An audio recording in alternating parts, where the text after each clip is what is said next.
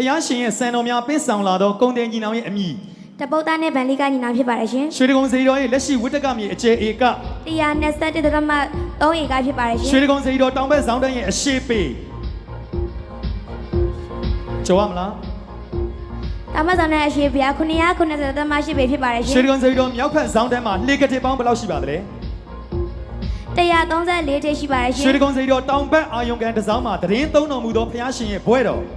ကောနာကမ္မနာမြတ်စွာဘုရားဖြစ်ပါတယ်ရှင်ရွှေတကုံစေတော်အနောက်ဘက်ဆောင်ထဲမှာတက်ဆင်ထားတဲ့ဆက်လေကအရေးအတွက်6စင်းဖြစ်ပါတယ်ရှင်တိန်ကုတ်တရကုန်းတော်မှာစံတော်များပူဇော်ထားရှိတဲ့မန်တက်နေရာမှာတည်ရှိတဲ့အထိမ့်မဲ့စေတီနောက်တော်ကြီးစေတီဖြစ်ပါတယ်ရှင်ရွှေတကုံရင်မြေတနင်္ဂနွေတောင်ဓမ္မစေတီကျောက်စာတစောင်းတွင်းမှာကျောက်စာမူရင်းစိုက်ထူခဲ့တဲ့ခုနှစ်